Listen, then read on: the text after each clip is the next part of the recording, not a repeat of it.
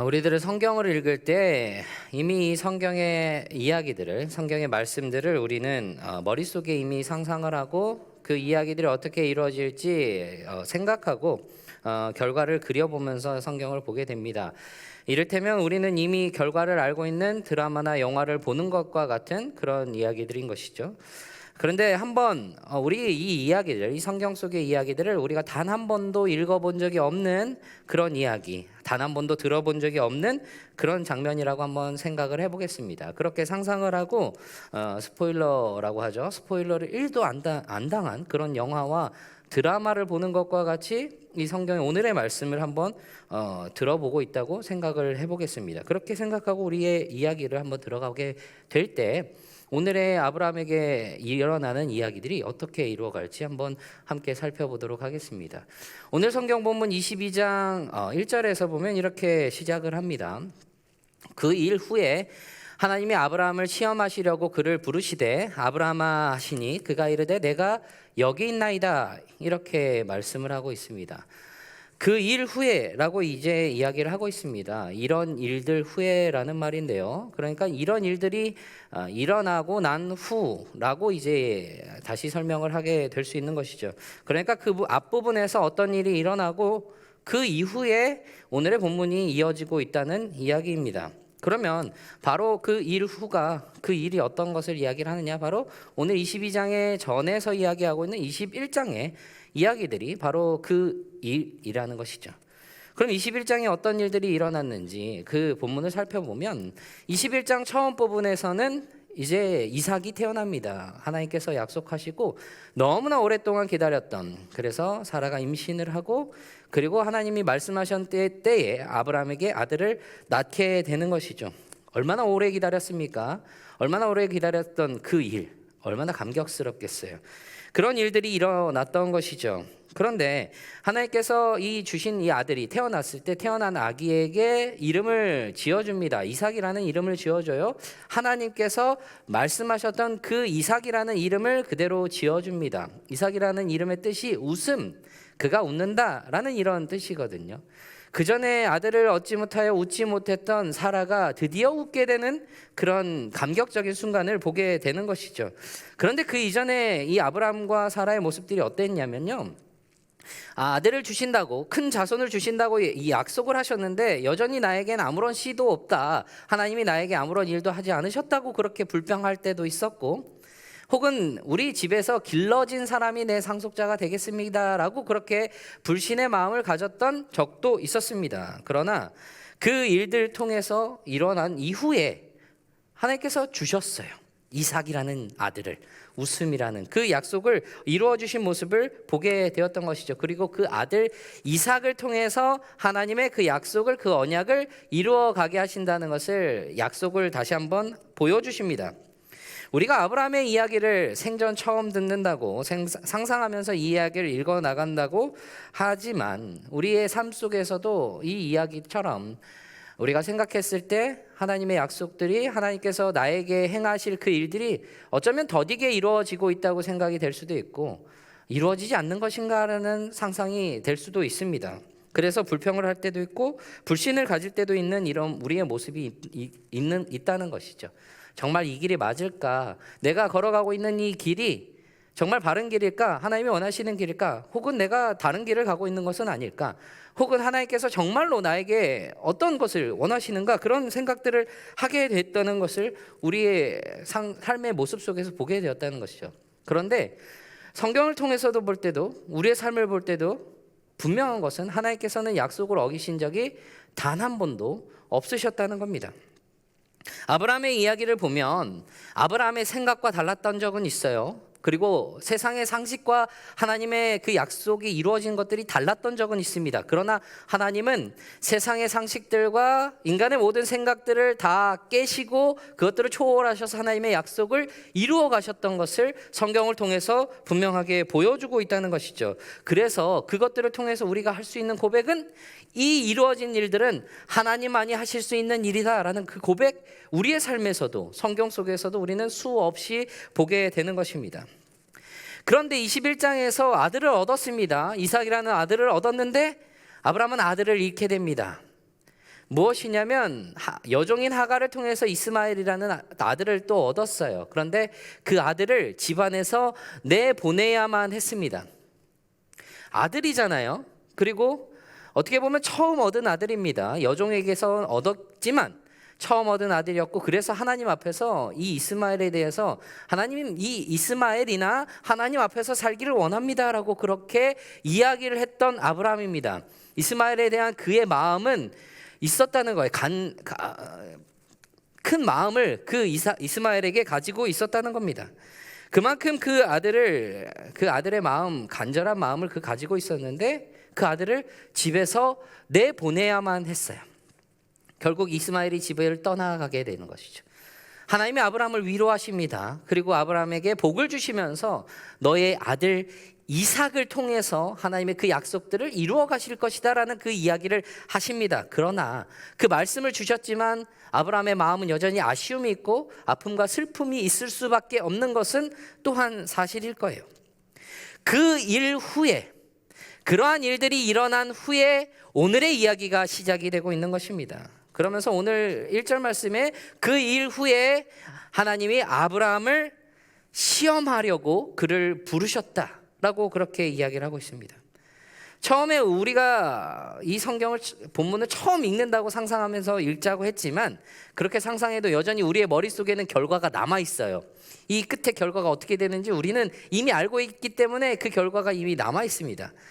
이 시험이 정말 시험이었고 이 시험의 결과의 끝은 정말 끔찍하고 비극적인 결말이 아니라 하나님께서 예비하셨던 그 일이 이루어지고, 그래서 여호와 이레라는 그 고백을 하면서 나아갈 수 있는 그 감격스러운 장면이, 그 인상 깊은 어쩌면 해피엔딩이 기다리고 있다는 것을 우리는 우리가 처음 읽은 본문이라고 상상을 하지만 이미 우리 머릿속에서는 결과를 그려주고 있다는 것이죠. 그러나 아브라함은 이것을 전혀 모릅니다. 상상조차 하지 못했던 거예요. 만약 이 시험의 결과를 알았다면 그것은 시험이 아닌 것이죠. 그래서 이 시험이라는 것 자체도 몰랐을 겁니다. 성경에서 그런데 시험이라고 하면 두 가지를 이야기를 해요. 하나는 넘어뜨리려고 하는 미혹과 유혹이 있겠고요. 템테이션이 있겠죠. 또 하나는 이 어려움과 역경들과 고난을 통해서 성장시키고 연단시키는 그런 테스트, 시험이 있는 것입니다. 창세기에서 여기 시험에 등장하는 히브리어가 나사라는 단어인데 창세기에서 여기에서만 기록이 되고 있습니다. 그러니까 이 시험하는 모습이 아브라함에게만 이야기를 하셨는데 그 모습이 무엇이냐면 오늘 이야기하고 있는 아브라함이 하나님을 경외하는지에 대한 그 시험의 모습을 이야기를 하고 있는 것입니다. 아브라함은 그 시험 앞에 지금 선 것이에요. 그렇게 하나님께서 아브라함을 부르십니다. 아브라함아 부르시니 아브라함이 내가 여기 있나이다 라고 그렇게 고백을 하면 그때 하나님께서 아브라함에게 말씀을 하세요. 그게 22장 2절입니다. 여호와께서 이르시되 내 아들 내 사랑하는 독자 이삭을 데리고 모리아 땅으로 가서 내가 내게 일러준 한 산 거기서 그를 번제로 드리라. 아들을 데리고 가라고 하시는데 세 번의 중복적인 표현을 통해서 아브라함이 데려가야 할 아들이 어떤 존재인지 누구인지를 그렇게 말씀을 하십니다. 히브리어 원문의 순서대로 보면 내 아들을 데리고 가라라고 말씀을 하세요. 그리고 내 독자를 데리고 가라고 말씀을 하십니다. 하나뿐인 아들이에요. 이스마엘이 이미 집을 떠났기 때문에 이제는 이삭밖에 남아있지 않습니다. 그리고 내 사랑하는 자 이삭, 내 사랑하는 자 이삭을 데리고 가라고 그렇게 말씀하십니다. 아브라함의 아들, 아브라함의 독자, 그의 사랑하는 자 이삭을 데리고 가라. 그리고 그 아들을 데리고 와서 뭐 하라고 하세요? 번제로 드리라. 번제로 드리라고 하신 거예요. 이 아들을 하나님께 번제로 드리라고 그렇게 이야기를 하십니다. 당시 이방 종교와 문화에서는 흔히 있을 수 있던 일이기 때문에 전혀 없던 일이라고 상상하지는 않았을 수 있습니다. 그러나 이 일은 아브라함 그리고 사라에게는 상상조차 할 수 없는 그런 일이라는 것이죠. 왜냐하면 이 이삭은 그들에게 그냥 단순한 아들이 아니었어요. 아브라함이 사라에게 이 아들을 바치려고 데리고 간다고 그렇게 이야기했는지는 모르겠습니다. 어쨌든 부부에게 있어서 이 이삭이라는 아들은 아들 그 이상의 의미를 가지고 있습니다. 먼저는 노년에 얻은 아들이기 때문에 너무나도 사랑스럽고 소중한 아들이에요. 얼마나 오래 기다렸습니까? 엄청나게 오랜 긴 시간 동안 기다렸던 그 아들을 하나님께서 주셨다는 것이죠. 그런데 그것보다 훨씬 더 큰 의미가 이 이삭에게는 담겨져 있습니다. 그게 무엇이냐면 바로 이삭은 그들에게 무엇이냐? 하나님의 약속이라는 것입니다. 하나님의 약속이라는 것이에요. 하나님께서 아브라함을 부르실 때부터 그에게 큰 자손을 주시겠다라고 이야기를 하셨는데 그 약속을 누구를 통해서 이루어 주십니까? 이삭을 통해서 이루어 주시겠다고 계속해서 반복하시면서 이야기를 하십니다.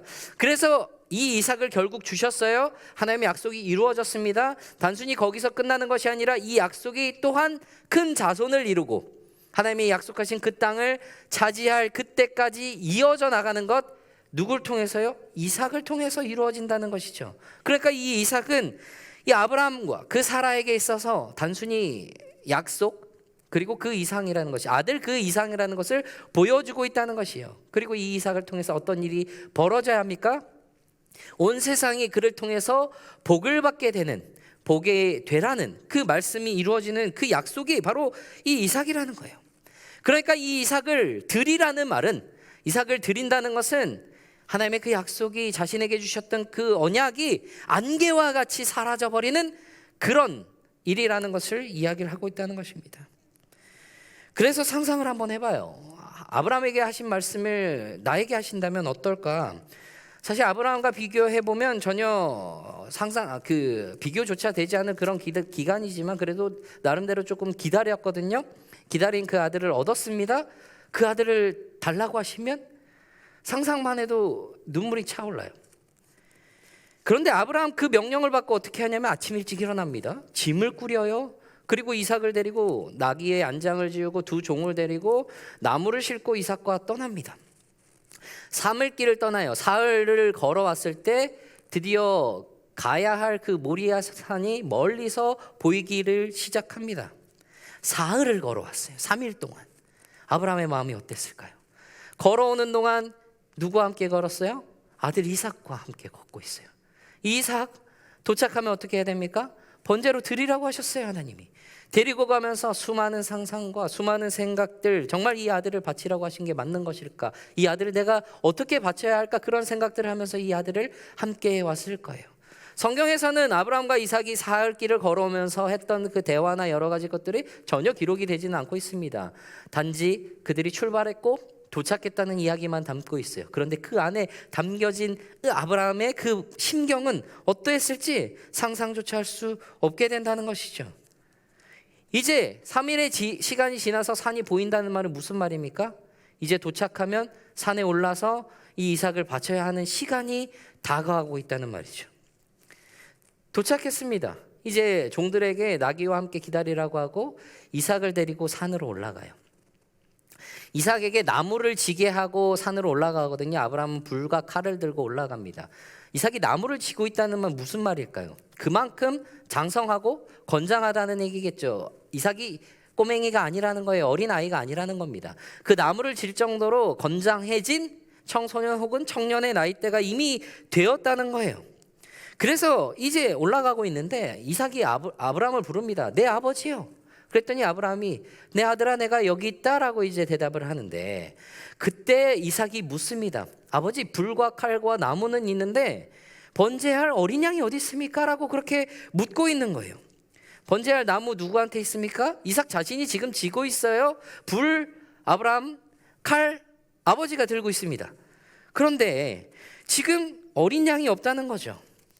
아버지와 함께 자라면서 얼마나 많은 제사를 드렸고 그 제물들을 드리는 모습을 보았겠습니까? 그래서 이 제사의 흐름을 알아요. 제사를 어떻게 드리는지 아는 이삭입니다.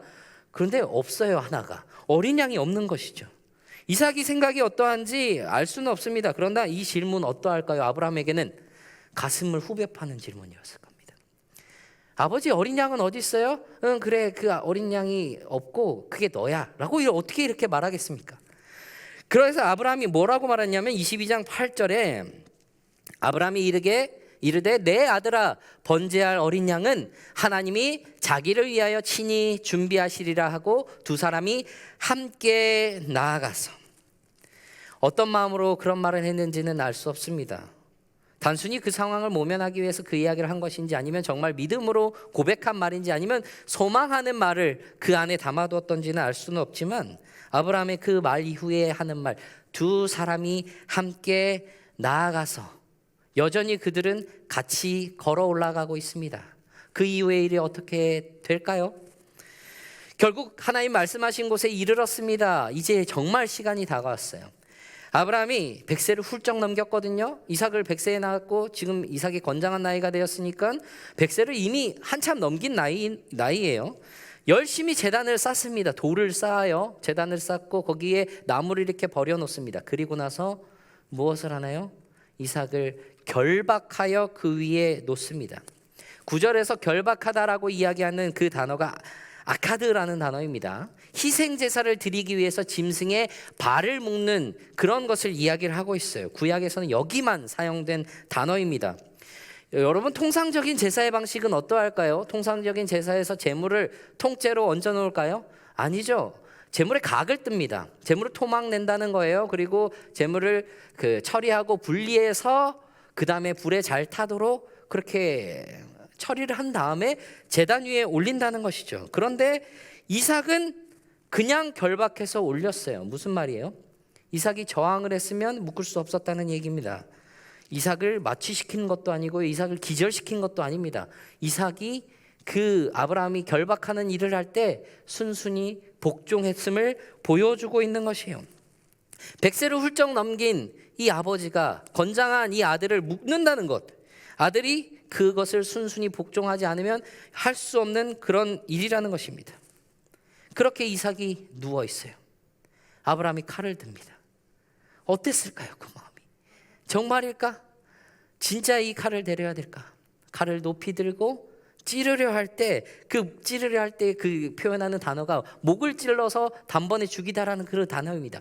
찌르려고 할 그때의 그 마음, 순순히 묶여 있지만 아버지가 자신을 찌르려 하고 있는 그 칼이 내려올 것처럼 보이는 그 순간의 이삭의 마음, 우리는 전혀 상상할 수 없는 그런 상황일 것입니다. 그때 여호와의 사자가 나타나 아브라함을 부르십니다. 아브라함아, 아브라함아. 아브라함이 또 얘기하죠. 내가 여기 있나이다. 그리고 12절에서 사자가 이렇게 이야기를 해요.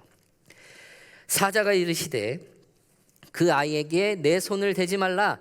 그에게 아무 일도 하지 말라. 내가 내 아들 내 독자까지도 내게 아끼지 아니하였으니 내가 이제야 내가 하나님을 경외하는 줄을 아노라. 이삭에게 손을 대지 말라고, 이삭이 아무 일도 하지 말라고 그렇게 말씀하십니다. 우리는 결과를 다 알고 있는데도 이 장면을 볼 때, 지금 이 장면을 들을 때도 긴장이 바짝 되고 뭔가 잔뜩 움츠리게 되는 그런 우리들조차 이 순간에 안도하게 되는 그런 순간이에요. 아브라함과 이삭의 모습 어떠했을까요? 그런 아브라함에게 이제 하나님께서 이삭에게 손을 대지 말라고 하시는 그 이유를 설명을 하십니다. 그게 무엇이냐면 12절에 이렇게 이야기를 하죠. 내 아들 내 독자까지도 내게 아끼지 아니었다. 그것을 통해서 무엇을 보여주었다고 말씀하십니까? 내가 이제야 하나님을 경외하는 줄을 아노라. 그렇게 말씀을 하시고 계시다는 것이죠.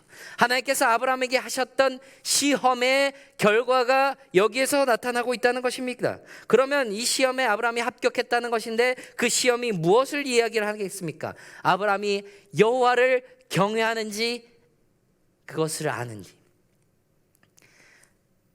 그것에 대한 시험을 지금 하셨다는 거예요. 그럼 그 이전에 아브라함은 하나님을 경외하지 않았다는 말일까요? 아브라함이 어땠습니까? 하나님께서 아브라함을 부르셨을 때 자신을 고향을 떠났습니다. 바랄 수 없는 중에 바라고 보이지 않는 것을 보는 그 믿음으로 나아갔던 아브라함에게 대해서 하나님께서는 15장에서 6절에서 아브라함이 여호와를 믿으니 여호와께서 이를 그의 의로 여겼다 라고 아브라함의 그 순종과 그 믿음에 대해서 하나님께서 인정하시는 그 모습이 성경에 담겨져 있었어요. 그런데 이제야 여호와를 경외하는 줄 알았다고 그렇게 이야기하시는 것, 그럼 여호와를 경외한다는 것이 무엇이기에 하나님께서는 이제야 그것을 아셨다고 이야기를 하는 것일까요? 오늘 본문에서는 그에 대한 암시하는 것이 있습니다. 하나님께서 아브라함에게 아들을 바치라고 하실 때 계속해서 반복되는 단어가 있습니다. 그 아들을 표현하는 단어가 있어요. 그것이 바로 독자입니다. 히브리어로 야히드라고 하는 독자 그 단어인데 2절, 12절, 16절에서 창세기 여기에서만 기록된 독자라는 단어입니다. 그 독자를 아끼지 않았다라고 그렇게 말씀을 하시죠.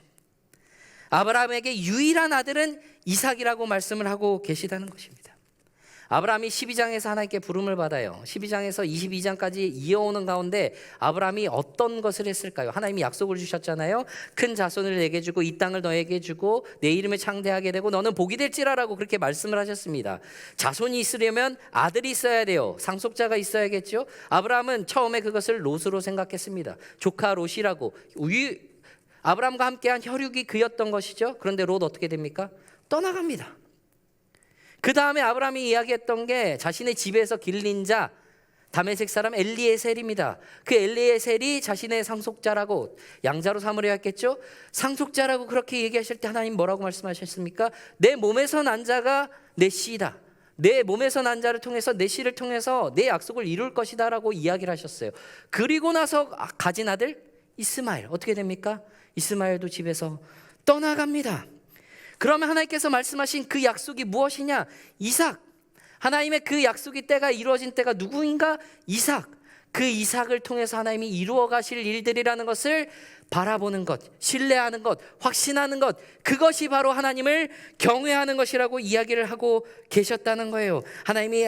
하나님을 아브라함이 어떻게 신뢰하고 경외하는지를 보여주는 그 시험, 그것을 바로 그렇게 이야기를 하셨다는 것입니다.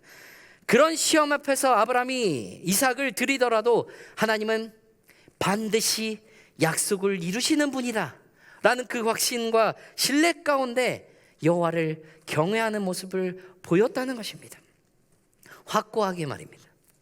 그런데 여기에서도 분명하게 보여주시는 말씀이 있어요. 아브라함이 그것을 순종하고 아브라함이 해냈고 아브라함이 그것을 끝낸 줄 알았습니다. 그런데요, 거기서 끝난 것이 아닙니다. 제단을 쌓았어요. 제사를 드릴 준비를 했습니다. 근데 아직 제사를 드리지 않았거든요. 그 제물은 어디 있어요? 아브라함이 눈을 들어보니까 숫양이 걸려 있었습니다. 누가 주셨습니까? 하나님이 예비하셨습니다. 끝맺는 주체는 하나님이시라는 거예요. 제사를 끝맺으시는 분 하나님이시라는 것입니다. 우리의 예배, 하나님께 올려드리는 우리의 예배, 우리가 하는 것이 아니라 하나님께서 우리에 통하여 이루어 가시는 그 모습 속에서 주님의 임재를 나타내실 때 우리 안에 풍성하게 나타나는 하나님을 향한 경외함, 그것이 분명하게 나타난다는 것을 우리는 알아야 한다는 것입니다. 하나님께서 이삭에게 대신할 수장을 준비하셨습니다. 예비하셨어요. 그것을 번제로 드립니다. 그리고 그 땅을 여호와 이레, 여호와께서 준비하신다, 여호와 산에서 준비한다라는 그 말로 그렇게 부릅니다. 여호와의 사자가 아브라함에게, 하나님께서 12장에게 아브라함을 부르시면서 하시는 그 말씀을, 그 약속을 다시 한번 확인시켜줘요. 이 땅을, 내 자손들을 내 이름이 창대하게 되고 내가 복이 되라는, 그리고 온 민족이 너를 통하여 복이 될 것이라는 것을 너의 아들 이삭을 통해서 이루어갈 것이라는 그 말씀을 보여주십니다. 그리고 그 씨로 인하여 천하 만민이 복을 받게 될 것이라고 그렇게 이야기를 하시죠. 창세기 13장에서 롯을 떠나보내고 혼자 된 아브라함에게 하나님께서 눈을 들어 보라고 하셨어요. 그러면서 하신 말씀이 창세기 13장 14절에서 17절까지의 말씀인데, 롯이 아브라함을 떠난 후 여호와께서 아브라함에게 이르시되 너는 눈을 들어 너 있는 곳에서 북쪽과 남쪽과 그리고 서쪽, 동쪽과 서쪽을 바라보라. 보이는 땅을 내가 너와 내 자손에게 주리니 영원히 이르리라. 내가 내 자손이 이 땅에 티끌 같게 하리니 사람이 이 땅에 티끌을 능히 셀 수 있을진데 내 자손도 세리라. 너는 일어나 그 땅을 종과 횡으로 두루 다녀보라. 내가 그것을 내게 주리라. 하나님께서 아브라함의 눈을 들어 보게 하실 때 아브라함이 북쪽과 남쪽과 동쪽과 서쪽을 봅니다. 그리고 그 땅을 하나님께서 주시겠다고 하신 그 약속을 보게 하셨습니다. 오늘 본문에서 하나님의 그 약속을 제대로 이해하고 있는지, 하나님을 경외하고 있는지 그 물으시는 하나님의 질문에 자신의 독자, 자신의 사랑하는 자 이삭을 바치면서 증명합니다. 그때에 하나님께서 보게 하시는 것, 예비된 수장, 하나님의 약속, 하나님의 예비하심을 보게 하시는 것입니다. 하나님을 경외한다는 것은 하나님께서 주신 그 약속을 우리가 바르게 이해하고 하나님을 믿고 신뢰한다는 것을 이야기를 하고 있다는 것입니다. 그런 가운데 하나님이 보게 하시는 것을 우리가 바라볼 때, 그것을 보게 하실 때 우리는 거기에서 가장 선한 하나님의 길들을 보게 된다는 것입니다.